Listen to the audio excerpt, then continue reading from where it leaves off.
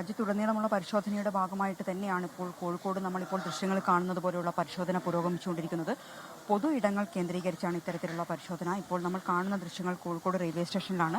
Kozhikode railway സ്റ്റേഷനിലെ 4ാമത്തെ പ്ലാറ്റ്ഫോമിലാണ്.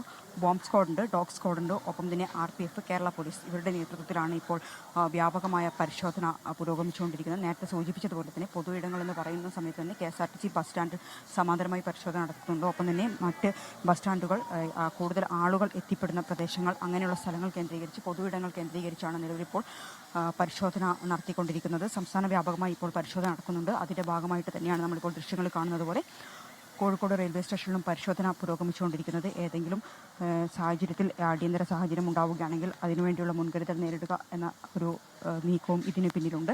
കൃത്യമായി തന്നെ നിർദ്ദേശമുണ്ട്.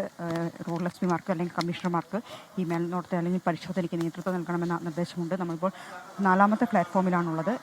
ഇതുപോലെ എല്ലാ റെയിൽവേ സ്റ്റേഷനുകളിലും സമാനമായ രീതിയിൽ പരിശോധന നടത്താനുള്ള നിർദ്ദേശമുണ്ട്. കോഴിക്കോട് ജില്ലയിലെ എല്ലാ റെയിൽവേ സ്റ്റേഷനുകളിലും സമാനമായ രീതിയിൽ നമ്മളിപ്പോൾ ദൃശ്യങ്ങൾ കാണുന്നത് പോലെയുള്ള പരിശോധന പുരോഗമിച്ചുകൊണ്ടിരിക്കുകയാണ്. KSRTC സ്റ്റാൻഡിലും സമാന്തരമായി പോലീസിൻ്റെ നേതൃത്വത്തിൽ പരിശോധന നടക്കുന്നുണ്ട്.